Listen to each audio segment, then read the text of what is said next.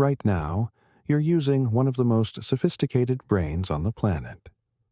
You can read these words, understand abstract concepts, imagine things that don't exist, and create art that moves people to tears. You can learn languages, solve complex problems, and cooperate with complete strangers on projects that span decades. Your ancestors 50,000 years ago could do all of these things too. They painted masterpieces on cave walls, carved intricate sculptures, played music on bone flutes, and traded goods across thousands of miles. They buried their dead with ceremony and created the first jewelry. They were, in every meaningful sense, fully modern humans. But here's what will blow your mind. Your ancestors 100,000 years ago, who looked essentially identical to modern humans, couldn't do any of that. Or at least, they didn't. For nearly 250,000 years, anatomically modern humans lived on Earth and did almost nothing that we would recognize as distinctly human behavior. If you're using these videos to fall asleep, that's literally why I make them. So subscribe maybe and tell me where you are and what time. I check comments and it's like Tokyo at dawn, London at lunch, all happening at once. This is the story of the most puzzling period in human history, a time that archaeologists call the Long Silence. For 250,000 years our species existed but didn't really live. We had the same brains, the same hands, the same capacity for language and abstract thought as people today. But we used none of it. Then, around 50,000 years ago, everything changed. Suddenly, almost overnight in evolutionary terms, humans began creating art, developing complex technologies, and building the foundations of civilization. What happened during those lost millennia? And why did it take so long for humanity to become human? The story begins in Morocco, at a site called Jebel Irhoud. Picture the scene. It's 2017, and archaeologist Jean-Jacques Houblin is carefully brushing sand away from what looks like just another stone. But this isn't just any stone. It's a skull fragment that's about to rewrite the entire timeline of human evolution. Using advanced dating techniques, Houblin's team determines that these remains are 300,000 years old. That's 100,000 years older than any previous evidence of Homo sapiens. But here's the thing that stops everyone cold. These aren't primitive proto-humans. These are us. The bone structure, the skull capacity, the teeth, everything matches modern humans.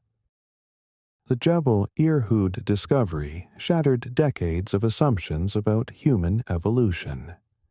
Scientists had long believed that anatomically modern humans appeared around 200,000 years ago, and that cultural modernity followed relatively quickly afterward. But these 300,000-year-old remains suggested something far more puzzling. Modern humans had existed for tens of thousands of years longer than anyone imagined, and yet they had accomplished remarkably little. The archaeological record from this period is sparse but consistent. Stone tools, yes, but simple ones. The same basic designs that had been used for hundreds of thousands of years.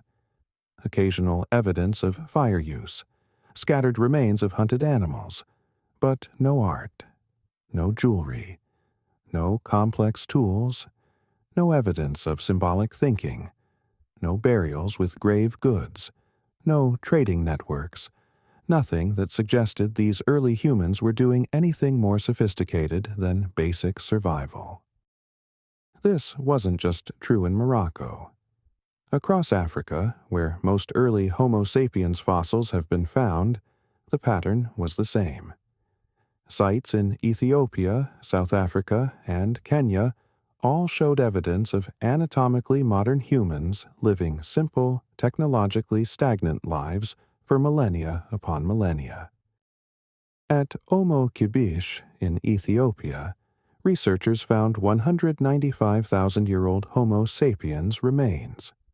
The individuals buried there had brain capacities identical to modern humans, but the tools found alongside them were indistinguishable from those made by much earlier human species. At Klassies River in South Africa, 120,000-year-old sites showed evidence of sophisticated hunting techniques. These humans could take down large game and process it efficiently, but no evidence of symbolic behavior or cultural innovation. It was as if someone had built a Ferrari and then used it exclusively to drive to the corner store at 25 miles per hour for 250,000 years.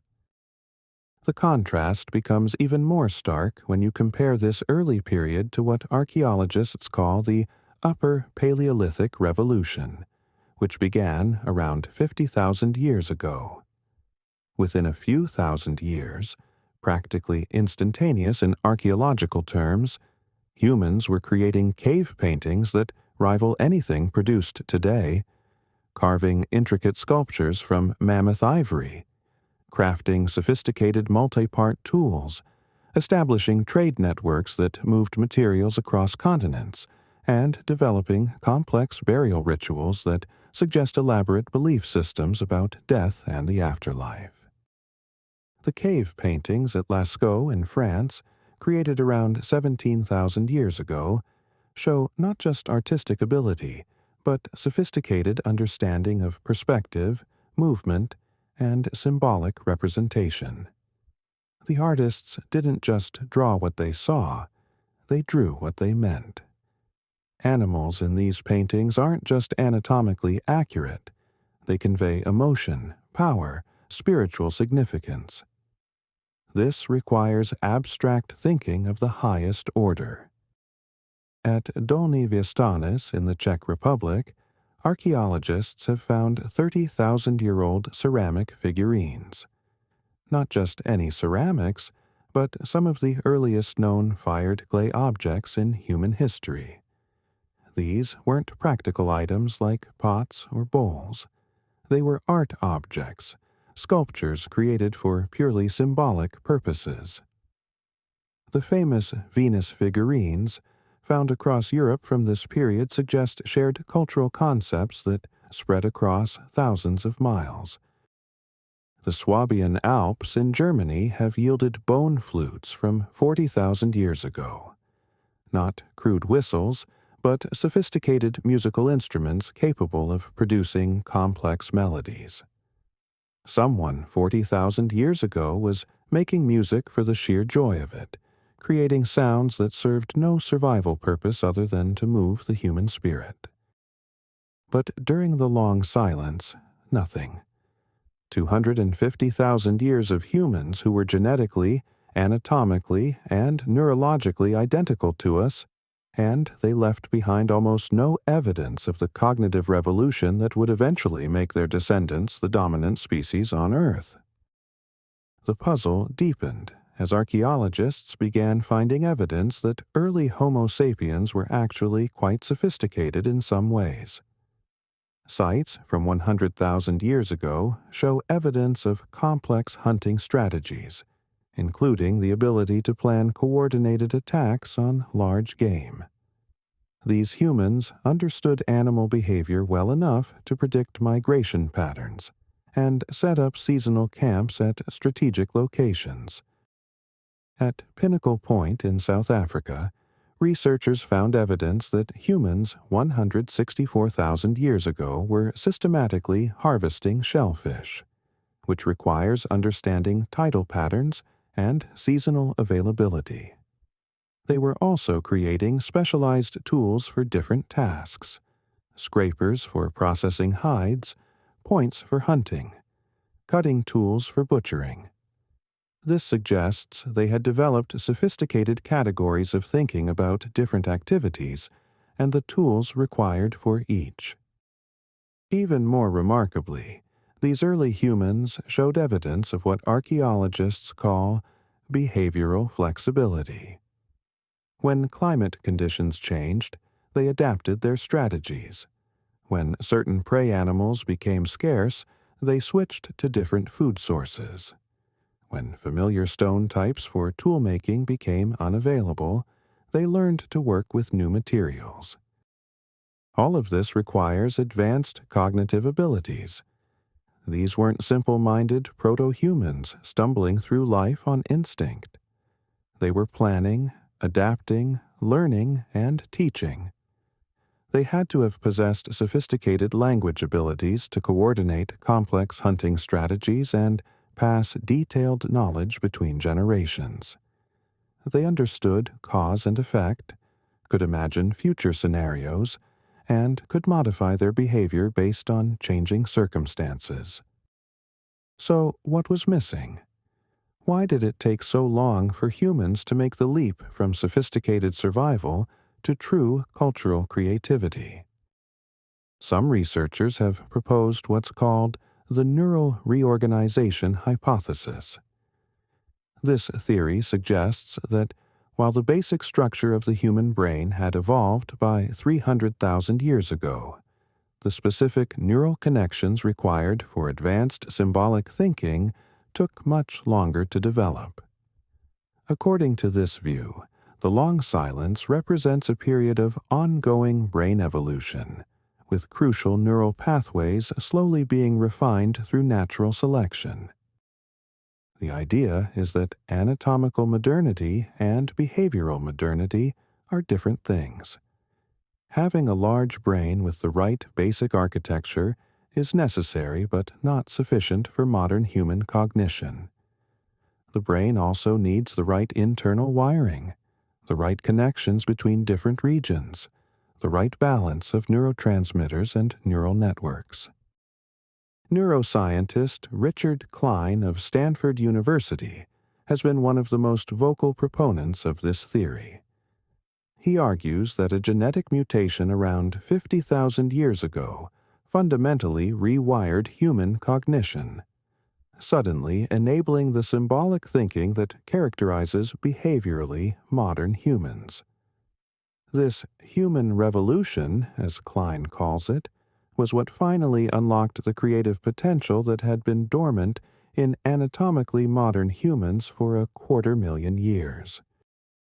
Klein points to the remarkable synchronicity of the Upper Paleolithic Revolution as evidence for his theory. Across different continents, human populations that had been separated for tens of thousands of years suddenly began exhibiting similar behaviors at roughly the same time. Cave painting appeared in Europe, Australia, and Asia within a few thousand years of each other. Complex tool technologies emerged simultaneously in different regions. Burial practices with grave goods became common across multiple continents. This global near-simultaneity, Klein argues, suggests that the change was biological rather than cultural. A genetic mutation that affected brain function spread through human populations relatively quickly, finally enabling the cognitive abilities that had been waiting to emerge. But other researchers find this explanation unsatisfying. Anthropologist Sally McBrearty from the University of Connecticut has spent decades challenging what she calls the human revolution model. She argues that the long silence is largely an artifact of poor archaeological preservation and sampling bias rather than evidence of a cognitive leap. McBrearty points out that the archaeological record from early periods is extremely fragmentary. Organic materials like wood, leather, and plant fibers decompose quickly in most environments, leaving behind only stone tools and bones. Many of the most impressive achievements of the Upper Paleolithic, cave paintings, wooden tools, textiles, musical instruments made from organic materials, would be invisible in earlier archaeological sites simply because they haven't survived.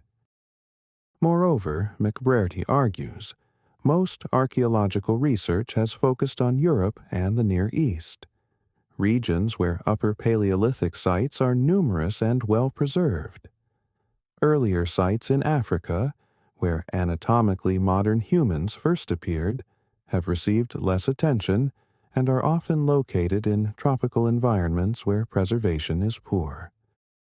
When researchers do look carefully at African sites from the Middle Stone Age, McBraerty contends, they find evidence of behavioral modernity much earlier than the traditional 50,000-year mark. Pigments for body painting at sites in Zambia, dating to 300,000 years ago. Bone harpoons for fishing from the Democratic Republic of Congo, dating to 90,000 years ago. Long-distance transport of materials suggesting trade networks from 140,000 years ago. The Blombos cave in South Africa has yielded some of the most compelling evidence for McBraerty's position. At 100,000-year-old levels, researchers have found pieces of ochre with geometric engravings, crosshatch patterns that appear to be intentionally symbolic rather than functional. They've also found perforated shells that were clearly used as beads, evidence of the earliest known jewelry. Most remarkably, they've discovered what appears to be a paint-making toolkit. Abalone shells used as containers, along with ochre, charcoal, and bone tools for mixing and applying pigments. This suggests that 100,000 years ago, humans were creating symbolic objects and possibly engaging in body painting or other forms of artistic expression.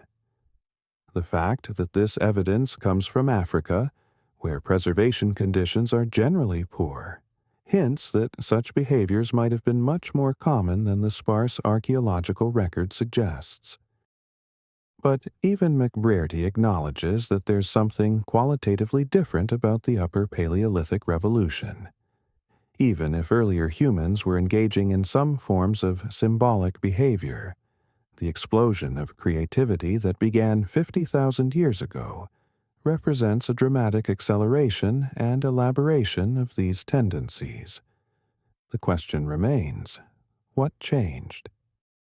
Climate scientists have proposed another explanation. The long silence might reflect environmental constraints rather than cognitive limitations. For most of the period between 300,000 and 50,000 years ago, Earth was experiencing highly unstable climate conditions. Ice ages came and went in irregular cycles. Sea levels fluctuated dramatically. Vast areas that are now desert were once lush grassland, while regions that are now temperate were buried under ice sheets. These climate fluctuations created enormous challenges for early human populations. Groups that had adapted to specific environments found themselves facing radically different conditions within a few generations. Survival became an all-consuming focus, leaving little energy or resources for cultural innovation. The period leading up to the Upper Paleolithic Revolution coincided with a temporary stabilization of global climate. Between about 60,000 and 30,000 years ago, climate conditions were still challenging, but more predictable than they had been for hundreds of thousands of years. This stability might have provided the environmental breathing room necessary for cultural creativity to flourish. Think about it from the perspective of a small band of early humans 150,000 years ago. Your group spends most of its time moving constantly in search of water and food. Every few generations, the climate shifts, and you have to learn to exploit entirely new environments. The knowledge that helped your grandparents survive might be useless in the conditions you're facing. Under these circumstances, there's enormous survival value in flexibility and adaptability. but little incentive for the kind of long-term cultural accumulation that leads to complex technologies and symbolic systems. But around 50,000 years ago, as climate conditions became more stable, human populations could begin to settle in particular regions for longer periods. They could afford to specialize, to develop deeper knowledge of specific environments, to invest time in activities that didn't have immediate survival payoffs, but might provide long-term benefits. This environmental explanation is compelling, but it still leaves questions unanswered. Why did the Upper Paleolithic Revolution happen so suddenly?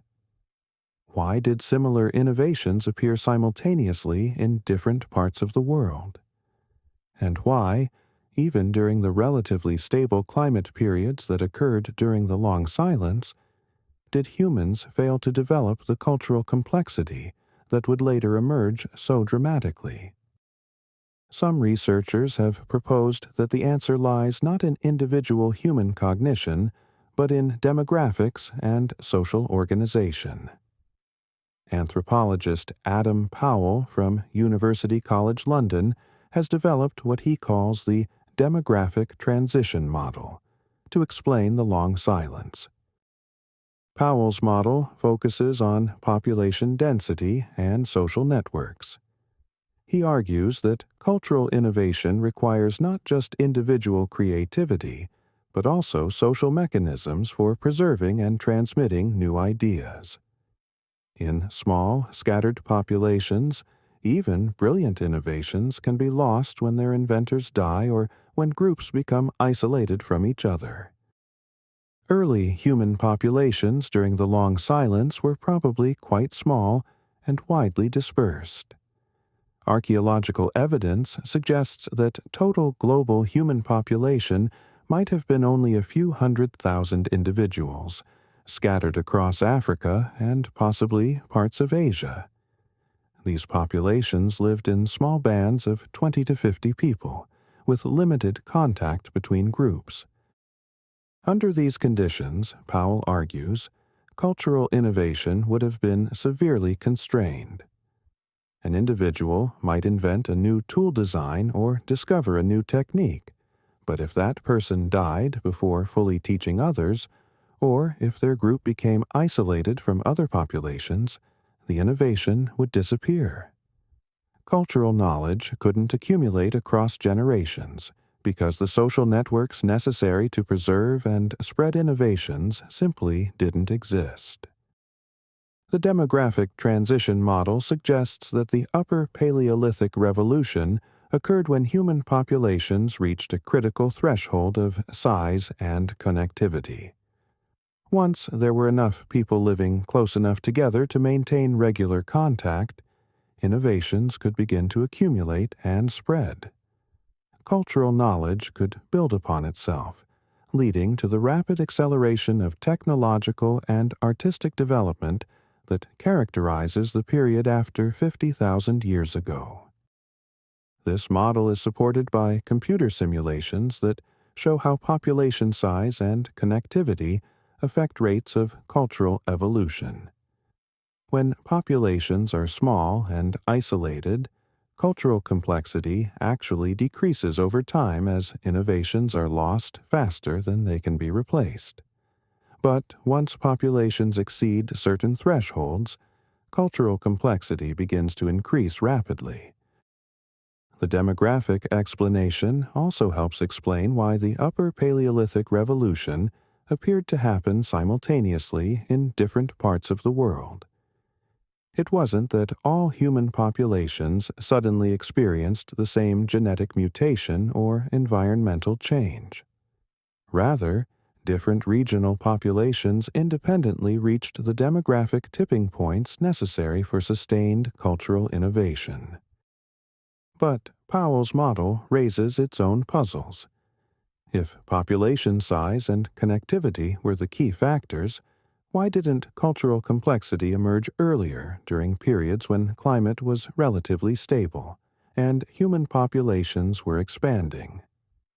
Archaeological evidence suggests that there were several periods during the long silence when human populations grew and spread into new territories. Yet none of these episodes triggered the kind of cultural explosion that occurred 50,000 years ago. Moreover, some of the most dramatic early evidence of symbolic behavior comes from sites that appear to represent quite small populations. The Blombos cave evidence, for instance, doesn't suggest a large, dense population, but rather a small group that was nonetheless engaging in sophisticated symbolic activities. The demographic model is compelling, but like the other explanations proposed for the long silence, it seems to capture only part of the puzzle. The reality is probably that multiple factors interacted to create the conditions that finally ended humanity's long period of cultural stagnation. Recent research has begun to focus on the role of language in this process. While early anatomically modern humans almost certainly possessed sophisticated spoken language, it would have been impossible to coordinate complex hunting strategies and maintain social cohesion without it.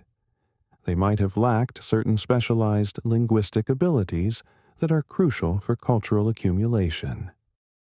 Cognitive scientist Michael Tomasello from Duke University has proposed that the key innovation might have been the development of what he calls cumulative culture, the ability to build systematically upon previous innovations rather than simply passing them on unchanged. This requires specific forms of teaching and learning that go beyond simple imitation. Cumulative culture requires what Tomasello calls over-imitation, the tendency to copy not just the functional aspects of a technique but also apparently unnecessary details. This might seem wasteful, but it actually serves a crucial function in cultural transmission. When learners copy everything an expert does, including seemingly irrelevant actions, they preserve aspects of the technique that might not be immediately important, but could become crucial as the technique is refined and elaborated over time. Modern human children are natural over-imitators. Show a child how to open a puzzle box, including some unnecessary steps, and they'll religiously reproduce every action you demonstrated. Show the same task to a chimpanzee, and they'll efficiently extract just the functional information and ignore the apparently irrelevant steps. This difference in learning style might seem trivial, but it has profound implications for cultural evolution. Over-imitation creates high-fidelity cultural transmission that preserves innovations intact across generations. More importantly, it creates the foundation for cumulative cultural evolution by maintaining all aspects of techniques even when their importance isn't immediately obvious. Tomasello suggests that the long silence might represent the period when humans possessed sophisticated general intelligence and language abilities, but hadn't yet developed the specific forms of social learning that enable cumulative culture. The Upper Paleolithic Revolution occurred when these specialized learning mechanisms finally evolved, suddenly enabling the cultural accumulation that had been blocked for hundreds of thousands of years. This linguistic hypothesis is intriguing, but it's extremely difficult to test archaeologically. Language doesn't fossilize, and the subtle differences in teaching and learning strategies that Tomasello describes would be nearly impossible to detect in the archaeological record. What we can see in the archaeological record is the gradual emergence of increasingly sophisticated behaviors during the later part of the long silence. While the period between 300,000 and 50,000 years ago was certainly characterized by remarkable cultural stagnation, it wasn't completely devoid of innovation. Around 200,000 years ago, humans began producing more standardized tool types. Instead of each individual making tools according to their own preferences and abilities, groups began converging on consistent designs. This suggests the development of shared cultural standards and more systematic teaching methods. By 150,000 years ago, there's evidence of long-distance transport of materials. Stone tools found at sites in Africa were made from raw materials that originated hundreds of miles away. This indicates either long-distance migration of individuals or, more likely, exchange networks between groups. Either way, it suggests expanding social networks and more complex forms of cooperation. Around 100,000 years ago, as we've seen, there's the first clear evidence of symbolic behavior at sites like Blombos Cave. Engraved ochre, perforated shells used as beads, and paint-making toolkits all suggest that humans were beginning to engage in activities that went beyond immediate survival needs. By 80,000 years ago, there's evidence of systematic exploitation of marine resources. Sites along the coast of South Africa show that humans were regularly harvesting shellfish, which requires understanding of tidal cycles and seasonal availability. They were also making specialized tools for processing different types of marine foods. Around 70,000 years ago, humans were creating composite tools, implements made from multiple parts fitted together. These required advanced planning and understanding of how different materials could be combined to create more effective implements. The famous Katupan site in South Africa has yielded evidence of hafted stone points that were clearly designed as projectile weapons. So the long silence wasn't completely silent. There were innovations, developments, gradual increases in behavioral complexity. But the pace was glacially slow compared to what would come later, and the innovations were scattered and often seemed to disappear for thousands of years before reappearing. This pattern suggests that early humans were capable of innovation, but lacked the social and cultural mechanisms to reliably preserve and build upon their innovations. Brilliant inventions were made and then lost. Sophisticated techniques were developed in one region but failed to spread to others. Cultural knowledge advanced in fits and starts rather than accumulating steadily. The long silence represents one of the most puzzling chapters in human history, precisely because it reveals the gap between potential and achievement. For 250,000 years, humans possessed all the basic cognitive equipment necessary for the cultural achievements that would eventually define our species. But something was missing. Some crucial ingredient that prevented these abilities from expressing themselves fully. Understanding what that missing ingredient was, and why it finally appeared around 50,000 years ago, is one of the great challenges facing archaeologists and anthropologists today. The answer has profound implications not just for understanding human evolution, but for understanding the nature of human creativity, innovation, and cultural progress. As we'll explore in the next part of this story, the end of the long silence marked not just the beginning of human cultural achievement, but the moment when our species began to fundamentally alter its relationship with the natural world.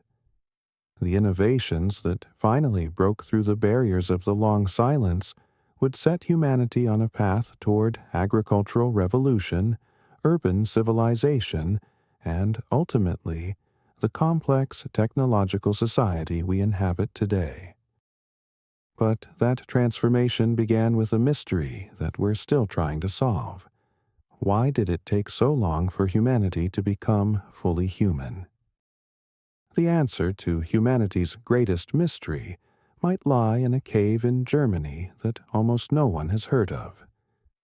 It's called Hohlefels, and in 2008, Archaeologists there made a discovery that changed everything we thought we knew about the end of the long silence. They found a small figurine, carved from mammoth ivory, dating to about 40,000 years ago. At first glance, it might not seem like much, just a crude sculpture of a woman with exaggerated features. But this little figurine represents something revolutionary. It's one of the earliest examples of purely symbolic art in human history. Someone 40,000 years ago spent days, maybe weeks, carefully carving this object that served no practical survival purpose whatsoever. More importantly, it wasn't alone. The same cave system yielded bone flutes, intricate jewelry, sophisticated tools, and evidence of complex social organization, all dating to roughly the same period, all appearing seemingly out of nowhere after hundreds of thousands of years of cultural near silence. This is the story of what finally broke the spell. After 250,000 years of anatomically modern humans living lives of remarkable simplicity, something fundamental changed around 50,000 years ago. The transformation was so sudden and so dramatic that archaeologists call it a revolution, the Upper Paleolithic Revolution, or sometimes the Great Leap Forward. But calling it a revolution raises more questions than it answers. Revolutions need triggers. They need catalysts. What could possibly explain why humans who had remained culturally stagnant for 250,000 years suddenly exploded into creativity? The timing itself is suspicious. The Upper Paleolithic Revolution didn't happen gradually over tens of thousands of years. It happened fast, within a window of maybe 10,000 years, which is practically instantaneous in archaeological terms. And it didn't happen in just one place. Evidence of behavioral modernity appears simultaneously across Africa, Europe, Asia, and Australia. Populations that had been separated for millennia all began exhibiting similar behaviors at roughly the same time. This global synchronicity is one of the most puzzling aspects of the entire phenomenon. How do you explain cave paintings appearing in France and Australia within a few thousand years of each other, created by populations that had no contact with each other for tens of thousands of years? The traditional explanation, championed by researchers like Richard Klein, is that a genetic mutation occurred around 50,000 years ago that fundamentally rewired human cognition. This mutation spread rapidly through human populations because it conferred such enormous survival and reproductive advantages. Within a few thousand years, all human populations possessed the enhanced cognitive abilities that enabled symbolic thinking, artistic creation, and complex cultural transmission. Klein points to the archaeological evidence as support for this theory. The transition from Middle to Upper Paleolithic isn't gradual, it's abrupt. One layer shows simple stone tools and no evidence of symbolic behavior. The layer immediately above it contains sophisticated composite tools, jewelry, art objects, and burial goods. It's as if someone flipped a switch in the human brain.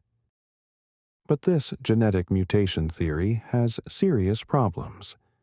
Genetic mutations that affect complex cognitive abilities are usually harmful rather than beneficial. The human brain is incredibly complex, with billions of neural connections that must be precisely calibrated to function properly. Random mutations are far more likely to disrupt this delicate system than to improve it. Moreover, the archaeological record is becoming increasingly clear that behavioral modernity didn't appear all at once. As we saw in Part 1, There's scattered evidence of symbolic behavior going back much earlier than 50,000 years ago. The Blombos cave engravings from 100,000 years ago. Pigment use from 300,000 years ago. Long-distance material transport from 150,000 years ago. These earlier examples suggest that humans were capable of symbolic thinking and cultural innovation long before the Upper Paleolithic Revolution. They just weren't doing it consistently or systematically. The revolution wasn't about acquiring new cognitive abilities. It was about something that allowed existing abilities to flourish and spread. This realization has led researchers to focus on social and environmental factors rather than genetic ones. And here's where the story becomes really interesting, because the Upper Paleolithic Revolution coincided with one of the most dramatic climate events in recent geological history, the eruption of Mount Toba. 74,000 years ago, a supervolcano in what is now Indonesia exploded with a force that makes every volcanic eruption in recorded history look like a firecracker.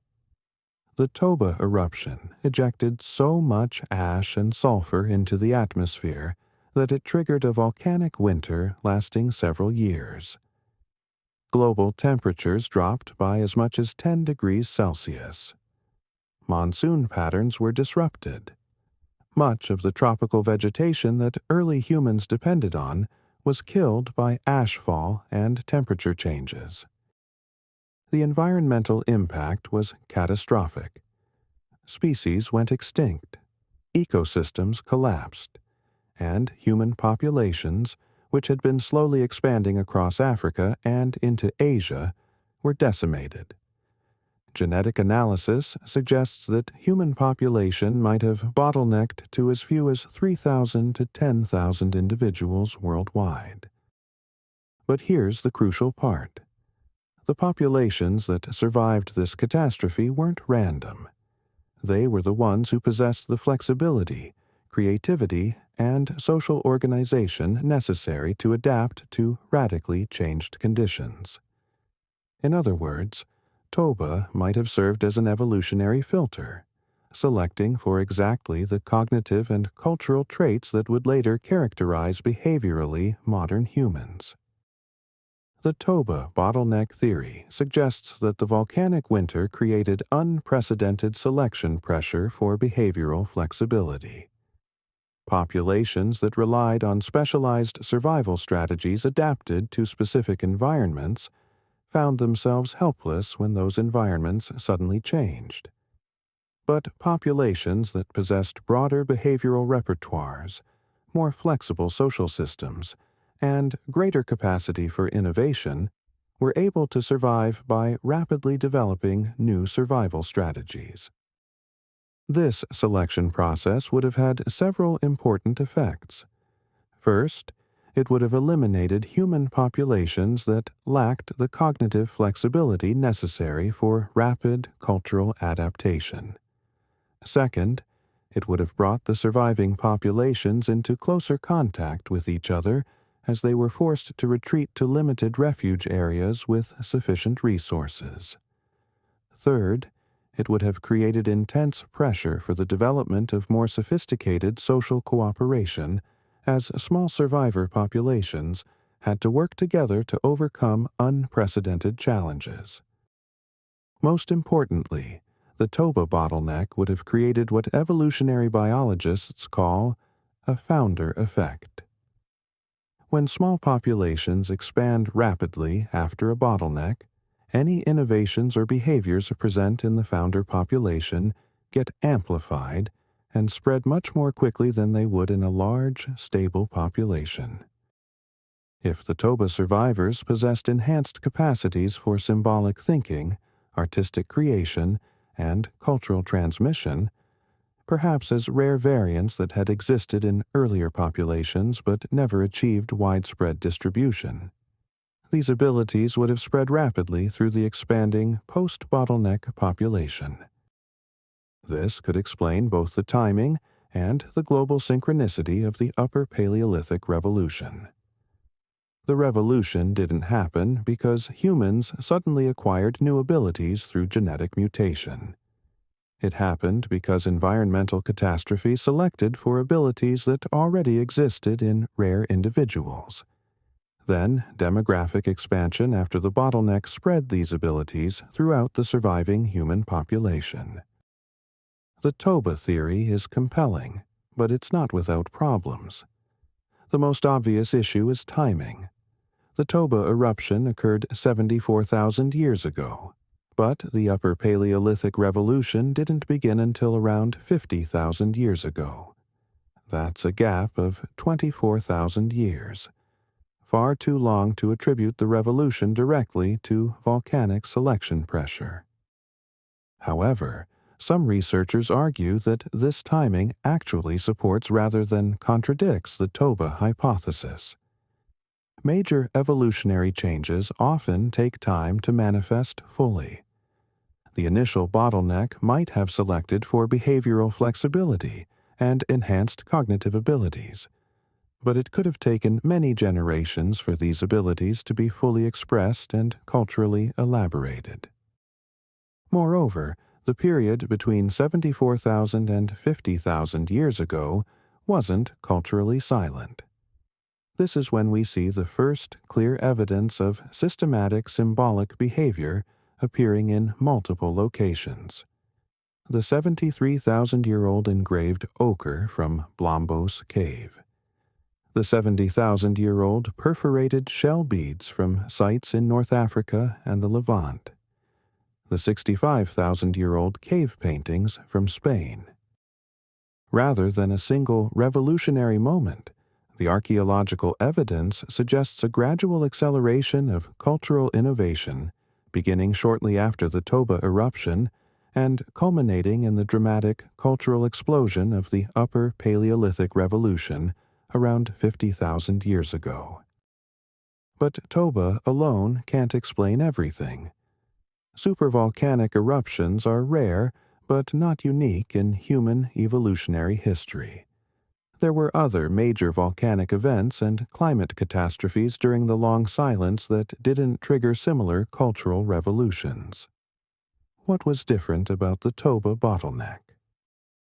The answer might lie in the specific demographic and social conditions that existed when Toba erupted.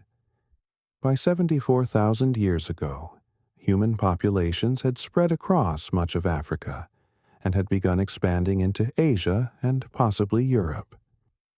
They had developed sophisticated hunting strategies, complex tool technologies, and elaborate social systems. They were on the verge of behavioral modernity, but hadn't quite achieved it.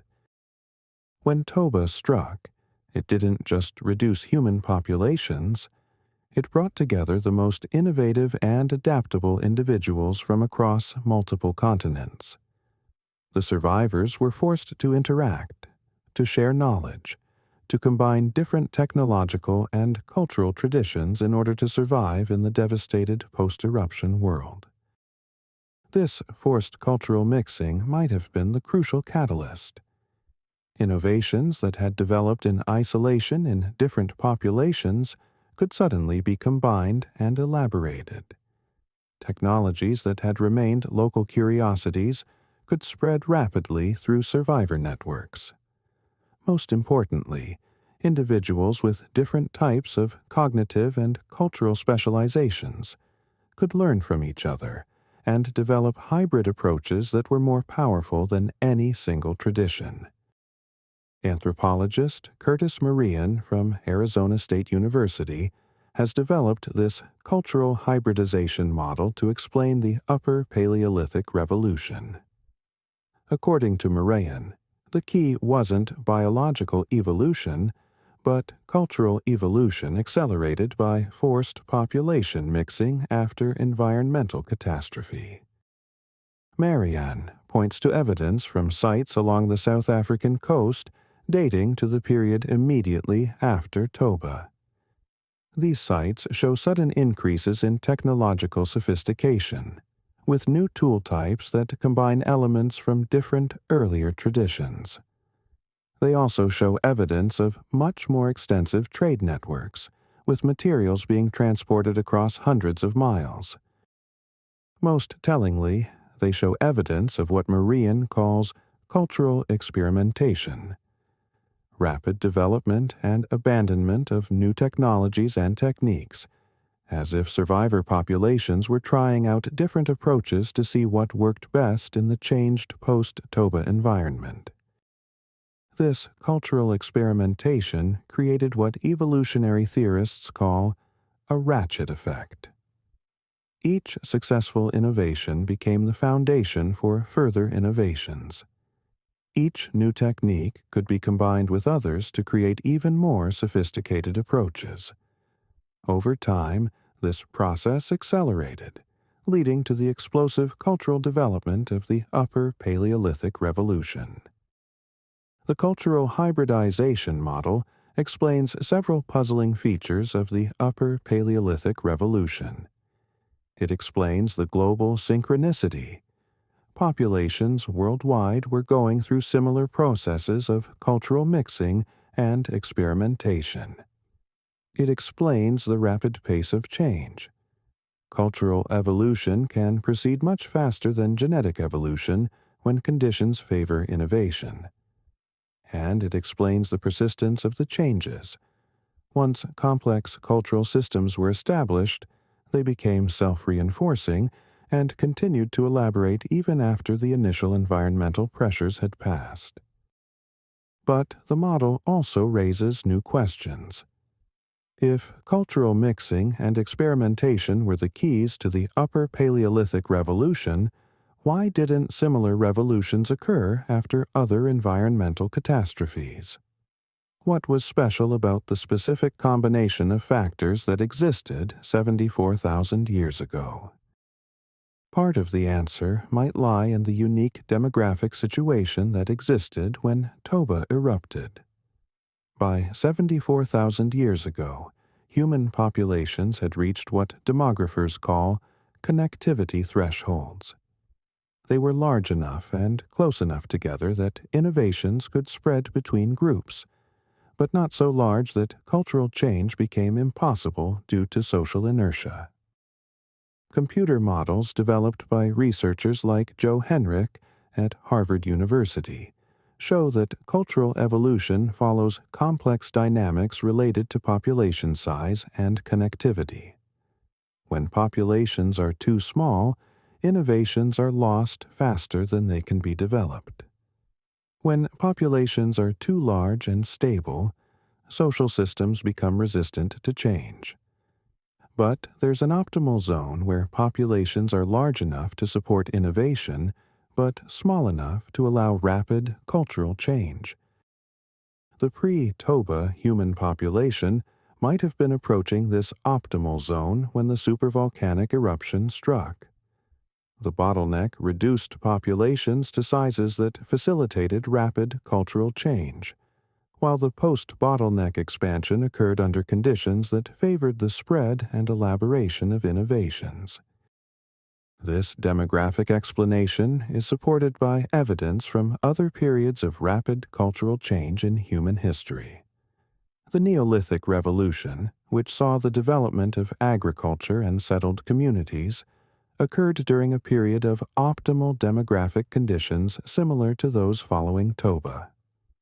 The Industrial Revolution began when European populations had reached sizes that could support complex technological development, but were still small enough to allow rapid social change.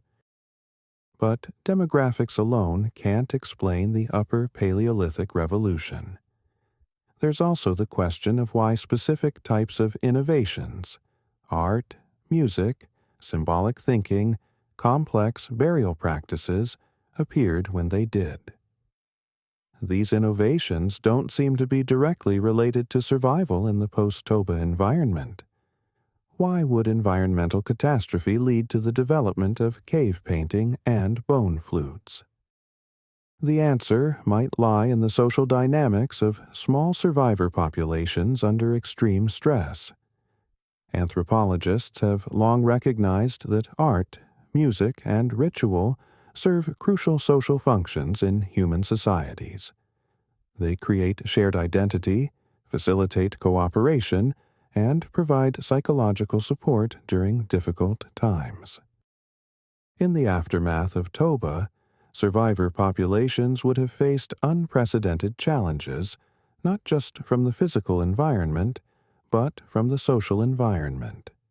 Small groups forced to work together would have needed new ways to establish trust, resolve conflicts, and maintain morale.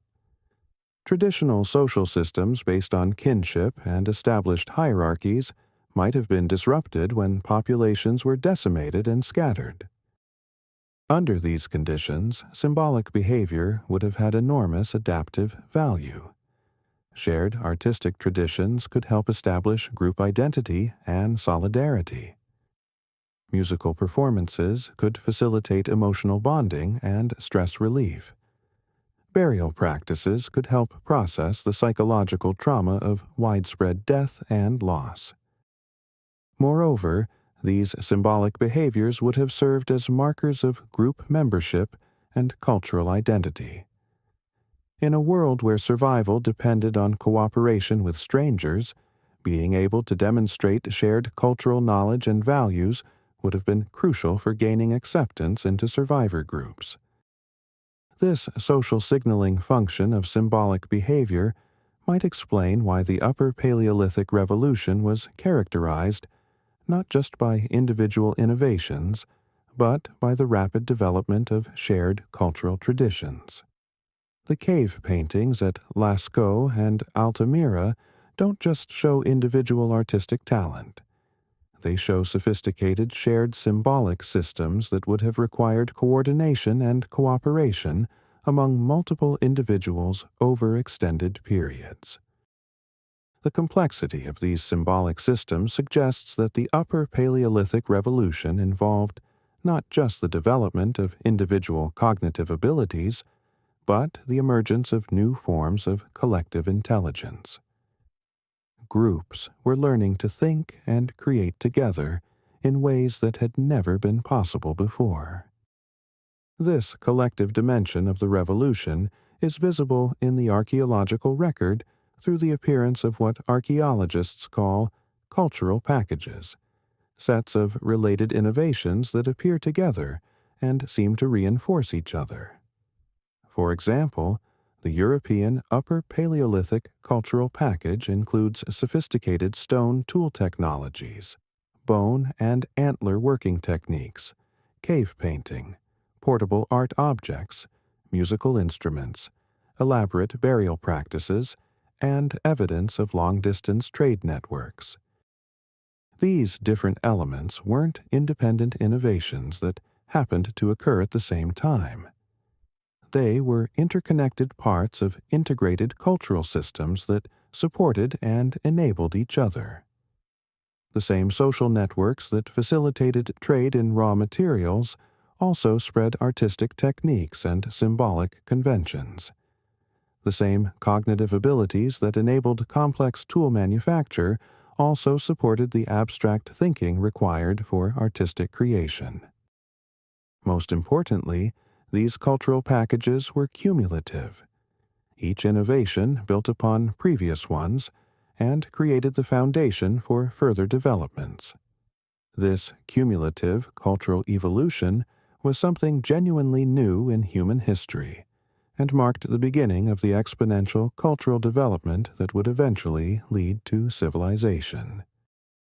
The mechanism underlying this cumulative cultural evolution was what anthropologists call faithful cultural transmission, the ability to learn complex behaviors from others with high fidelity and then improve upon them.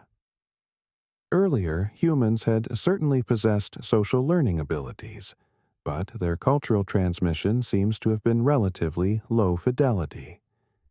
Skills and knowledge were passed between individuals and generations, but they were often simplified or modified in the process.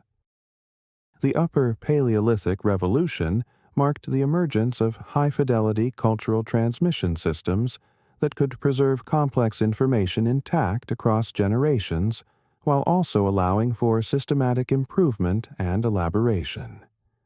This required several cognitive innovations working together: enhanced imitation abilities, improved teaching skills, better memory systems for storing complex cultural knowledge, and more sophisticated language abilities for transmitting abstract concepts. The development of these cultural transmission abilities might have been the true breakthrough that ended the long silence. Once humans possessed reliable mechanisms for preserving and building upon innovations, cultural evolution could begin to accelerate exponentially. Each generation could build upon the achievements of previous generations, rather than starting from scratch. This cultural ratchet effect explains why the Upper Paleolithic Revolution, once it began, was irreversible. Unlike genetic evolution, which can lose complex adaptations if they become unnecessary, cultural evolution tends to be cumulative. Cultural knowledge, once gained, is rarely lost completely. It can be preserved, transmitted, and built upon indefinitely. The archaeological evidence supports this interpretation. Upper Paleolithic cultural traditions show clear patterns of cumulative development. Tool technologies become increasingly sophisticated over time. Artistic techniques develop and elaborate. Social systems become more complex. Rather than a single revolutionary moment, the Upper Paleolithic Revolution was an ongoing process of cultural acceleration that continued for thousands of years. But this raises one final puzzle. If the end of the long silence was triggered by the development of enhanced cultural transmission abilities, why did these abilities take so long to evolve? Why didn't they appear earlier, during previous environmental catastrophes or demographic bottlenecks? The answer might lie in the specific combination of factors that existed 74,000 years ago. Enhanced cultural transmission requires not just individual cognitive abilities, but also social systems that support and reward innovation and knowledge sharing. It requires languages sophisticated enough to transmit complex, abstract concepts. It requires social networks large and stable enough to preserve innovations but flexible enough to allow for change and improvement. Most importantly, it requires what evolutionary theorists call cooperative cultural niche construction, the ability of groups to work together to create cultural environments that support further cultural development. This involves not just creating physical tools and technologies, but also creating social institutions, teaching systems, and symbolic frameworks that facilitate ongoing cultural evolution. The long silence might represent the time it took for all of these elements to develop and come together. Individual cognitive abilities evolved first, during the early part of the long silence. Social systems and language capabilities developed gradually over hundreds of thousands of years. But it wasn't until the specific combination of environmental pressure, demographic conditions, and cultural mixing that occurred around 74,000 years ago that all the necessary elements came together to trigger the explosive cultural development that finally ended humanity's long silence. The Upper Paleolithic Revolution wasn't just the end of one phase of human evolution. It was the beginning of something entirely new. For the first time in the history of life on Earth, a species had developed the ability to evolve culturally at rates that far exceeded biological evolution. This opened up possibilities that had never existed before and set the stage for everything that would follow: agriculture, cities, writing, science, technology, and the complex global civilization we inhabit today.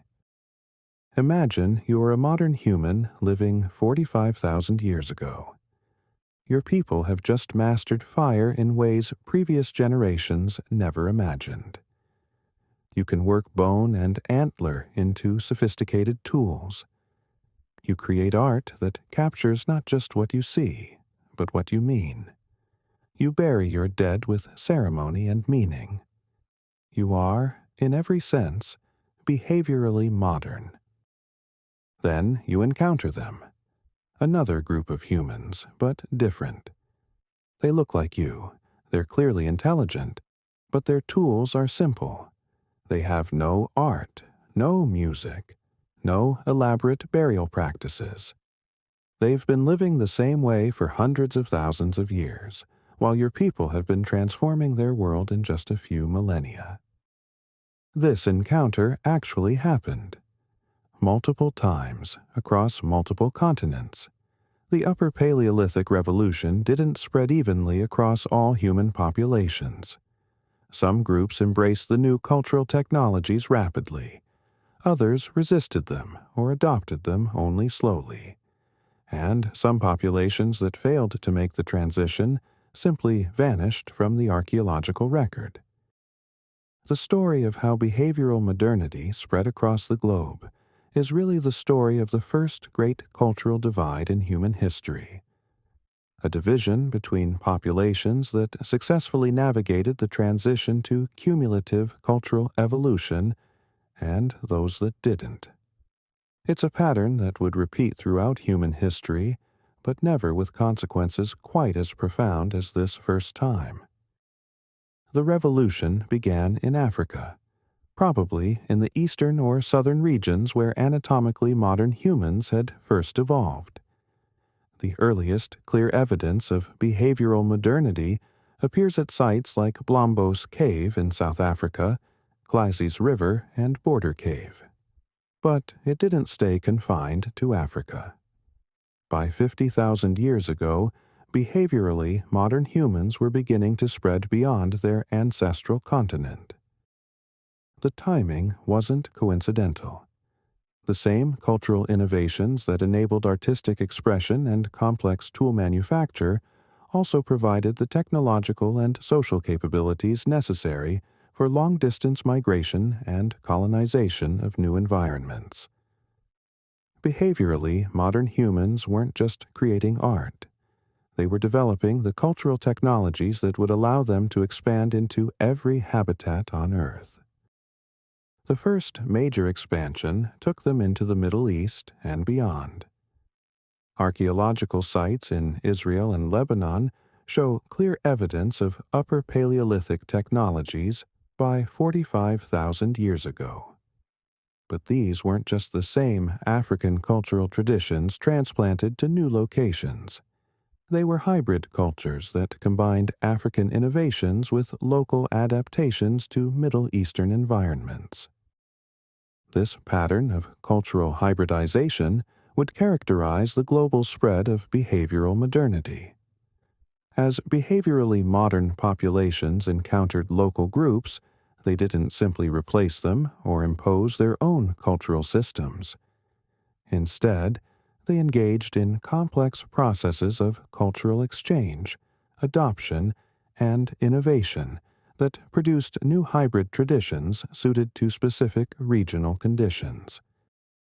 The most dramatic example of this process occurred in Europe, where behaviorally modern humans encountered the Neanderthals around 40,000 years ago.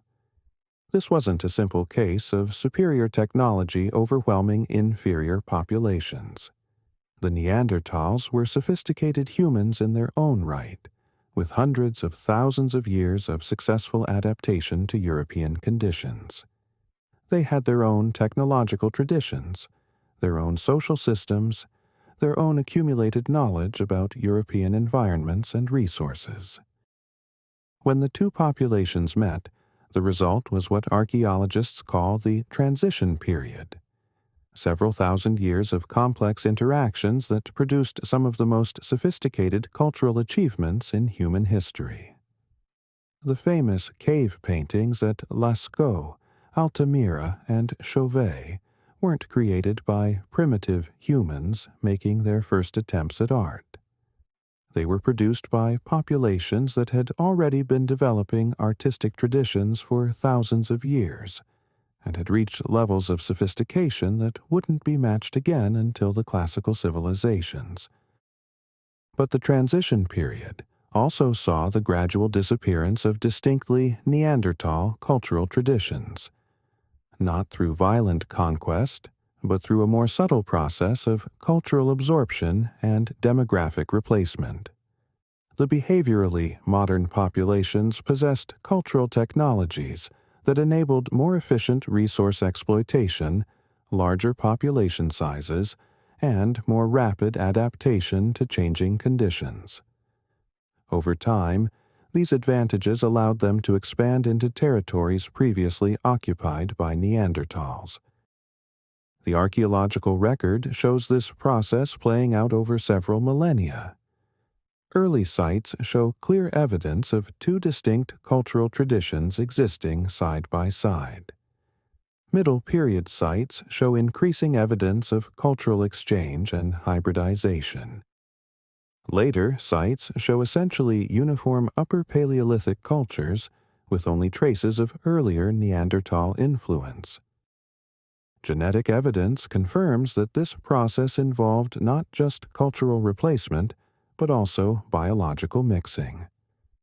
Modern Europeans carry about 2% Neanderthal DNA, evidence of interbreeding between the two populations.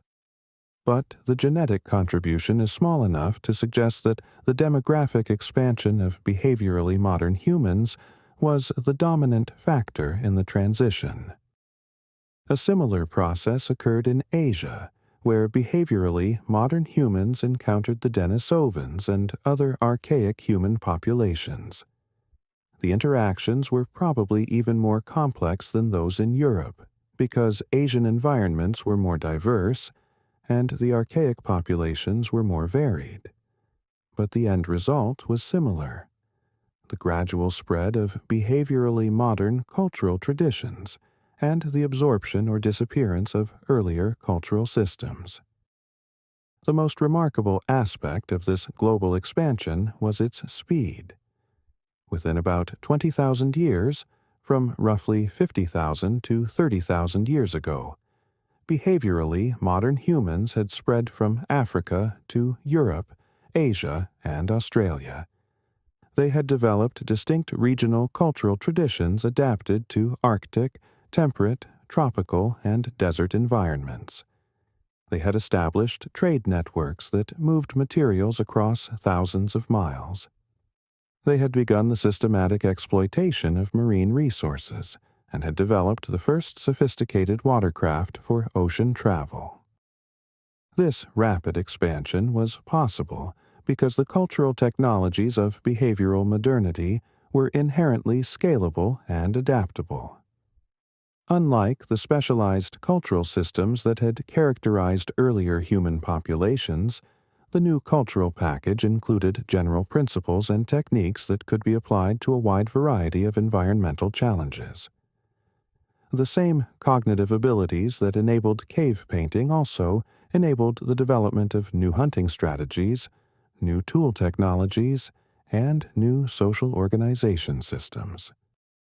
Most importantly, the new cultural systems were designed for rapid learning and knowledge transfer.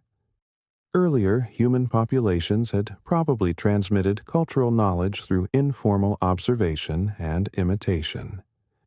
But behaviorally, modern humans developed systematic teaching methods, formal apprenticeship systems, and complex oral traditions that could preserve and transmit detailed technical and cultural knowledge across generations and between populations.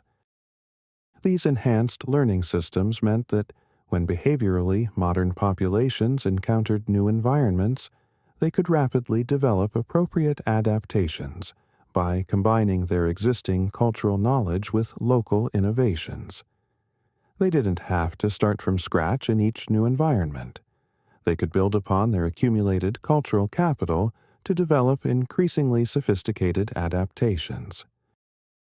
The archaeological evidence for this process is visible in the rapid diversification of tool technologies during the Upper Paleolithic. African populations developed specialized technologies for hunting large game in savanna environments. European populations created sophisticated cold weather adaptations including fitted clothing, efficient heating systems, and techniques for hunting Arctic megafauna.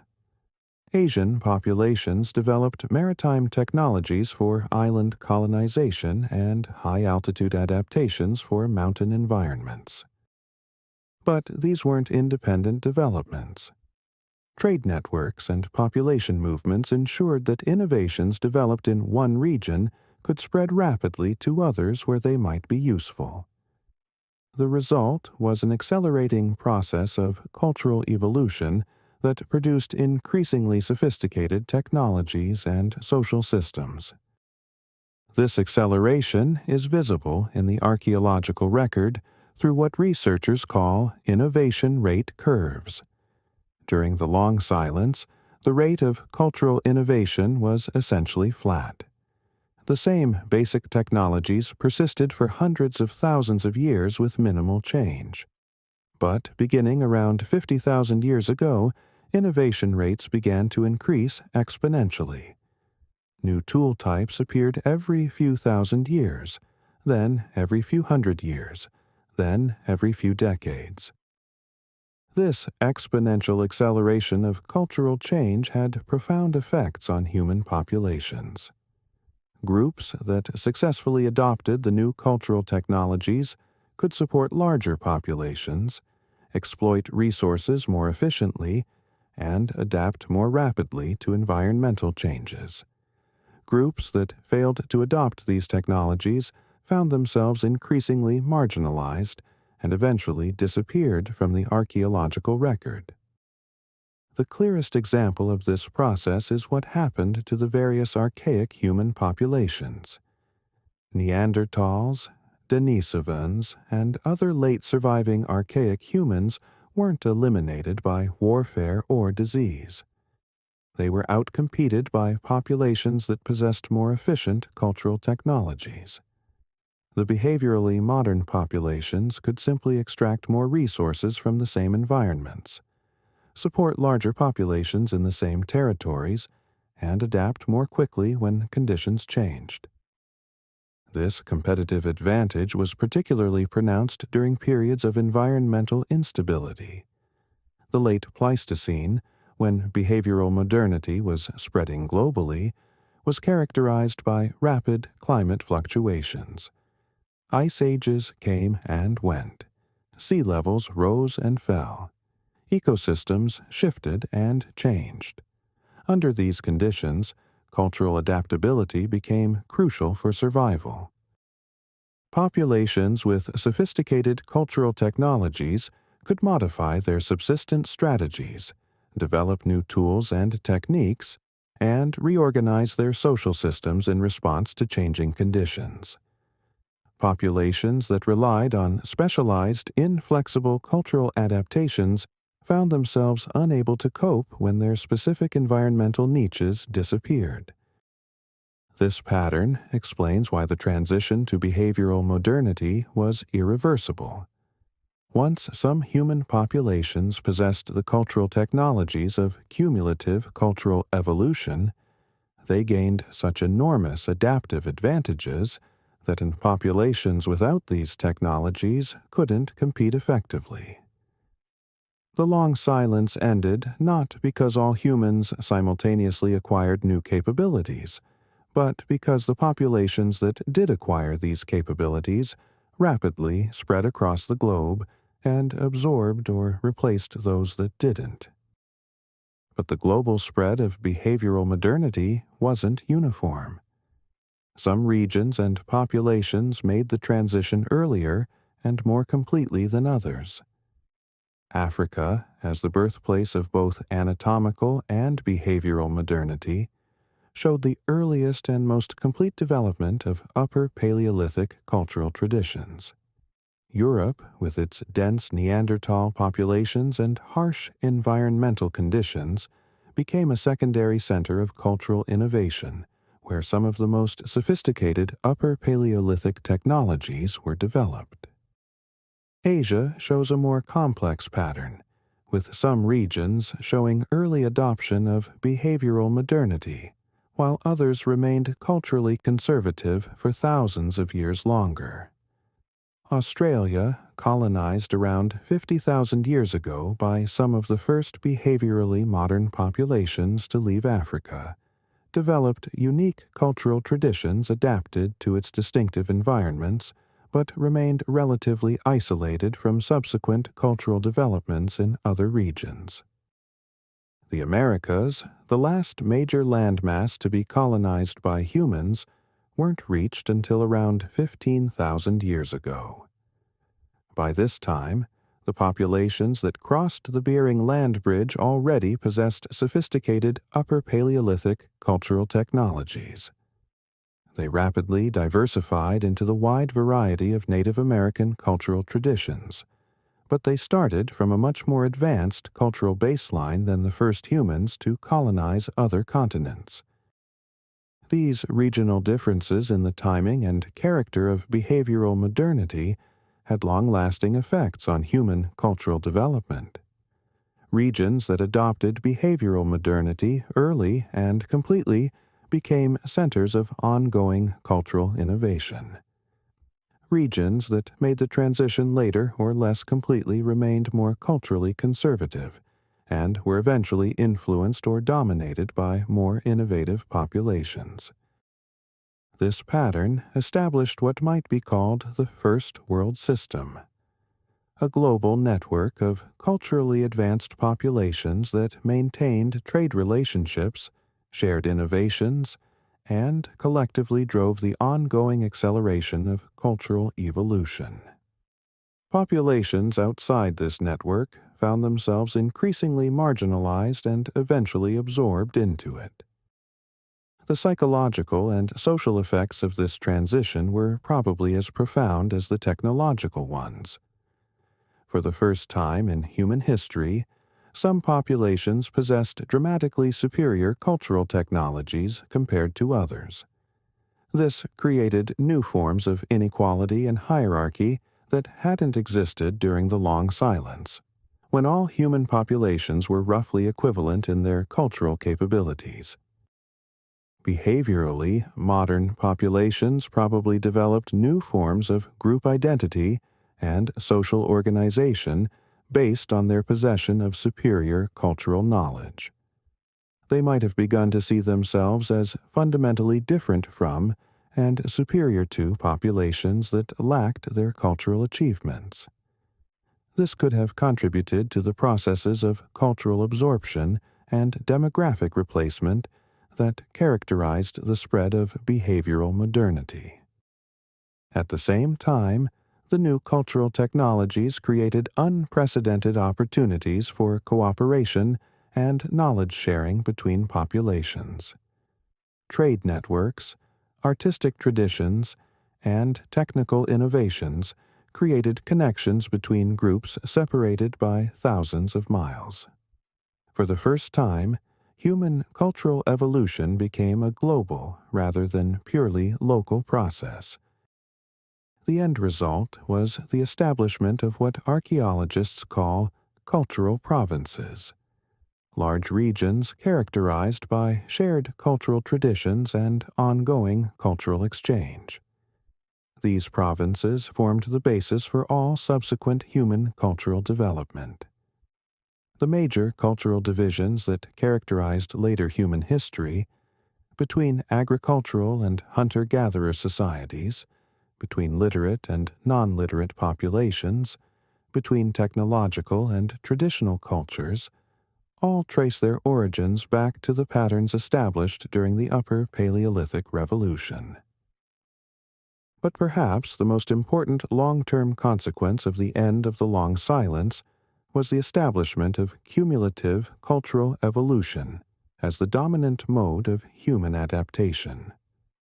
For the first time in the history of life on Earth, a species had developed the ability to evolve culturally at rates far exceeding biological evolution. This opened up entirely new possibilities for adaptation and development. Biological evolution is constrained by the slow pace of genetic change and the conservative nature of natural selection. Cultural evolution can proceed much faster because cultural innovations can spread through populations within a single generation, rather than requiring multiple generations of selective breeding.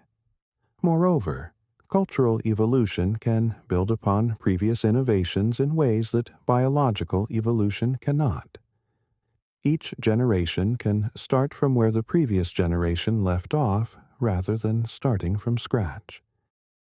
The establishment of cumulative cultural evolution during the Upper Paleolithic Revolution set the stage for everything that followed in human history. Agriculture, cities, writing, science, technology. All of these developments were possible only because humans had developed the cultural technologies for rapid learning, knowledge preservation, and cumulative innovation. But cumulative cultural evolution also created new challenges and vulnerabilities that humans had never faced before. Rapid cultural change could outpace biological adaptation, creating mismatches between human psychology and the environments that culture created. Cultural knowledge could be lost if transmission systems broke down.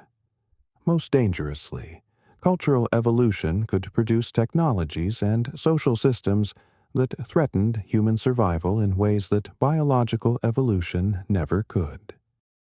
These challenges are still with us today. Modern humans live in cultural environments that are completely different from those in which our species evolved. We possess technologies that can reshape the planet but also threaten our existence. We live in social systems of unprecedented complexity and scale. All of this is the result of the cultural evolutionary processes that began 50,000 years ago, when the long silence finally ended.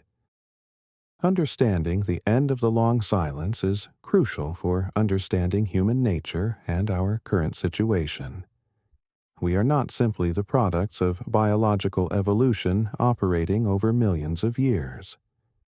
We are the products of a specific historical transition that occurred 50,000 years ago, when our ancestors developed the cultural technologies that made cumulative cultural evolution possible.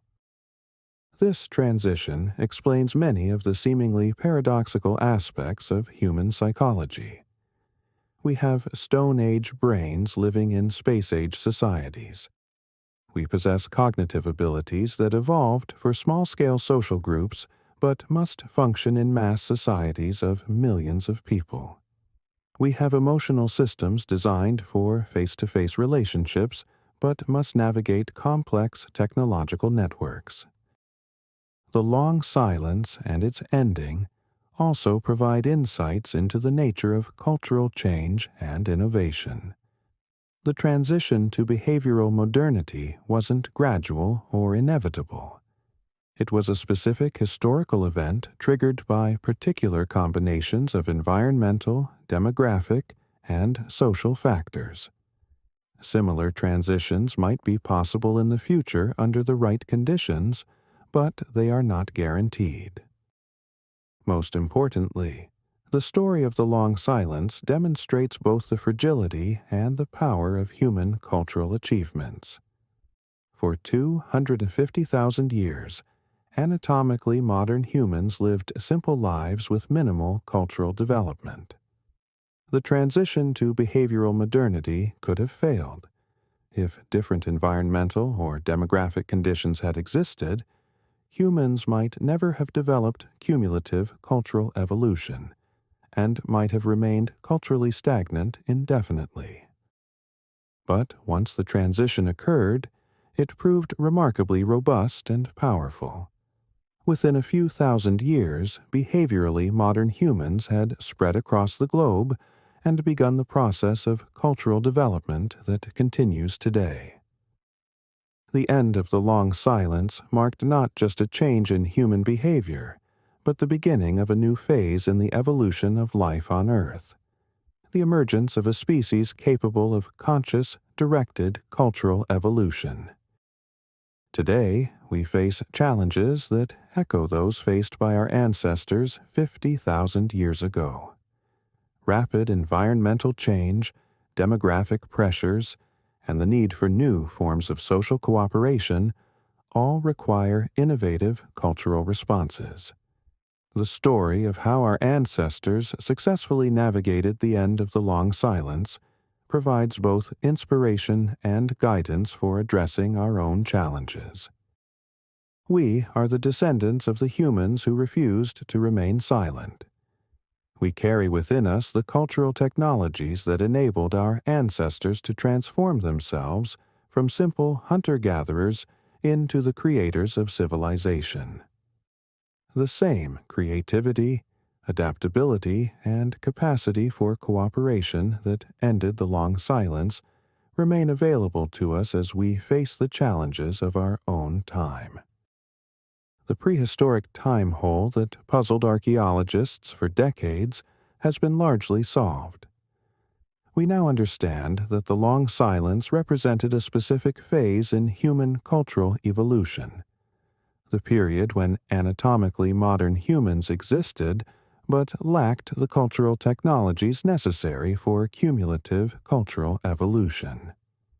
We understand the factors that ended this period and triggered the Upper Paleolithic Revolution that made all subsequent human cultural development possible. But in solving this puzzle, we've uncovered deeper questions about the nature of human consciousness, creativity, and cultural evolution. The long silence reminds us that our current cultural achievements are not inevitable products of human nature, but specific historical developments that required particular conditions to emerge and flourish. As we continue to evolve culturally at an accelerating pace, the story of our prehistoric ancestors provides both a warning and a promise. A warning that cultural development is not guaranteed and can be disrupted or reversed under certain conditions, and a promise that humans possess remarkable capacities for innovation, adaptation, and cultural transformation when faced with challenges that require them. The silence has been broken.